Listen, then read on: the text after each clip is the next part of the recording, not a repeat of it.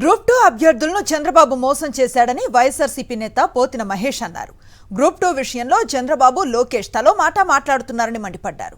Group 2 అభ్యర్థులకు వైఎస్ఆర్సీపీ అండగా ఉంటుందన్నారు. ప్రజల్ని మోసం చేయడం చంద్రబాబు నాయుడు గారికి అలవాటుగా మారిపోయింది. ఉద్యోగులను నిరుద్యోగులనే కాదు, ఈ రోజున గ్రూప్ 2 అభ్యర్థులను కూడా నిట్ట నిలువున మోసం చేయడమే అలవాటుగా మార్చుకున్నటువంటి చంద్రబాబు నాయుడు గారు గ్రూప్ 2 అభ్యర్థుల్ని నిట్ట నిలువున మోసం చేశారు. గత 3 వారాలుగా గ్రూప్ 2 అభ్యర్థుల అభ్యంతరాలను పరిగణలోకి తీసుకుంటామని, వారి యొక్క అభ్యర్థుల ద్వారా వారికి న్యాయం చేస్తామని నమ్మబలికి నట్టేట ముంచినటువంటి వ్యక్తి చంద్రబాబు నాయుడు గారు. నారా లోకేష్ గారిది ఒక మాట, చంద్రబాబు నాయుడు గారిది ఒక మాట.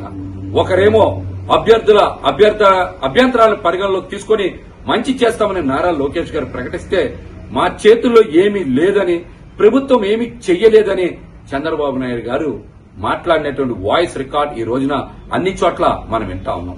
మరొక పక్కన పరీక్ష వాయిదా గురించి టెలికాస్ట్ చేసినటువంటి ఛానల్స్ మీద ఈ రోజున కేసులు పెట్టారు ఈ ప్రభుత్వం. ఇంత గందరగోళం, ఇంత సమన్వయ లోపం ఉన్నటువంటి ప్రభుత్వాన్ని గతంలో మేమైతే ఎప్పుడూ చూడలేదు.